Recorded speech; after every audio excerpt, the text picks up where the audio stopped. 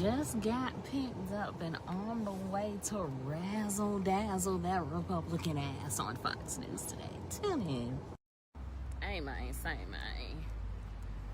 You know why I'm here? This was an act of targeted political violence.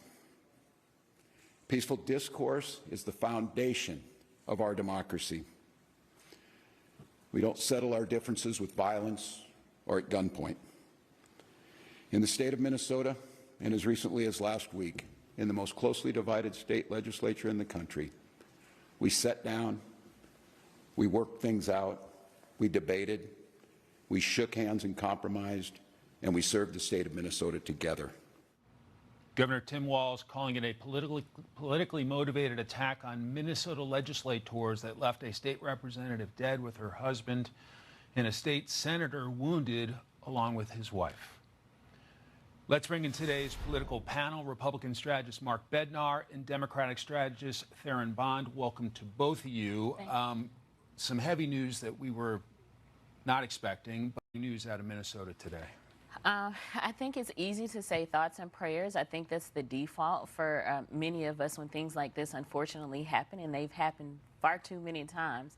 But we've got to get past thoughts and prayers and get into policy and changes, things through the law that can actually help prevent these things. And so then we've got to get into the talks about gun policies and a lot of other things. But it's very, very unfortunate. Here's what I'm going to say from personal experience. I have been the subject of political attacks, both online from what we're going to call keyboard thugs, and that now spills over into the streets. We always see the rhetoric about Democrats at town halls, disturbing town halls. But when we start to look at the party affiliation of those who are mass shooters, those who are targeting political figures, in this case, there was a list of people who were Minnesota political figures, and all of them were Democrats. What does that say about the person on the other side of the gun who was committing those acts? And we talk about things being divisive, but we have to address why they're divisive and why they're so polarizing. Mark, I know you from when you worked for House Speaker Kevin McCarthy as a communications director, so clearly you're familiar with what it was like after Steve Scalise was nearly killed. Your thoughts today and on political violence, big picture? Well, first of all, our hearts break for Minnesota and everyone there, all the communities involved. But additionally, we also need to point out we don't know the motive or the political ideology or anything like that of the shooter as of now, and we need to let that investigation unfold. That being said, yes, we're just blocks from the Capitol right now. It was actually 8 years ago to today where Steve Scalise and multiple other Republican members of Congress were under attack by a Bernie Sanders supporting domestic terrorist. He attacked them because they were Republicans. And only for the grace of God and the fast work of Capitol Police acts in recent years as well. David Kustoff, member from Tennessee, he actually had a woman almost run him off the road. We also saw Rand Paul get attacked by his neighbors and had several ribs broken. And then Lee Zeldin on the campaign trail in 2022, a man came up with a sharp object, and because essentially Zeldin is a fast-acting, veteran, military-fit guy, he was able to basically disarm the guy himself. And then, if you recall, lastly, most recently, by the way, a former president, soon-to-be next president of the United States, survived 2 assassination attempts.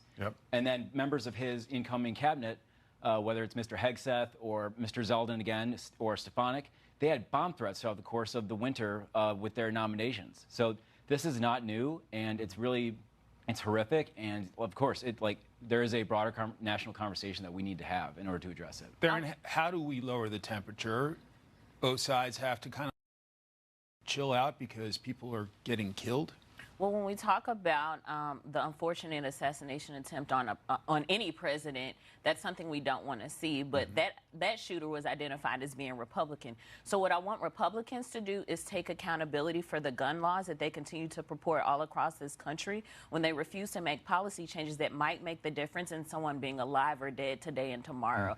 That's number one. And I love how people bring up Congressman David Kustoff, who doesn't even show up for his state. My home state of Tennessee, as much as he shows up in other people's conversations. And I think it's really rich that we're talking about all these both sides situations, but we failed to mention January 6th and the political ideology of those people. The reality is that a person's political ideology motivates them to act in a different way. And when we have a president that okays a lot of those actions and they're setting the tone, what does that mean for other Americans who are saying they have disagreements and they don't know how to settle them amicably? Let me give Mark a chance to respond. I would just be curious, how many people walking around Washington, D.C. or several major cities across the country right now are holding signs that are calling Trump a Nazi or a fascist? Like, the temperature is public and it's loud and it's toxic, and it's to say that it's Republicans' negligence of gun laws that is responsible for any of this situation. Like, in terms of this specific investigation, we have no idea what the ideology or motivation is yet. And it's very premature to jump to any sort of conclusions. But also, like, right now, it is a national day of protest that the left was very energized to be and excited about in order to basically raise the rhetorical temperature. A lot of breaking news. Mark, Theryn, thank you very much. Thank you so much. Appreciate it. Washington, D.C. gearing up for a very special Army 250th birthday parade. That's next.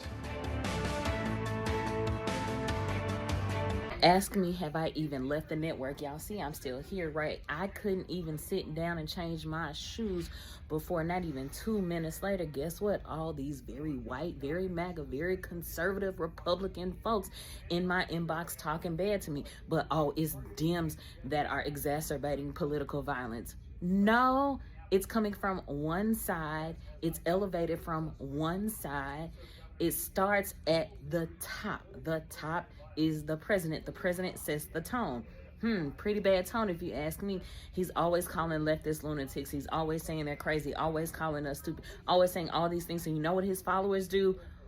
They follow suit. But it's Dems elevating political violence. I don't think so. Whether they want to believe it or not, it's them. And there are several examples.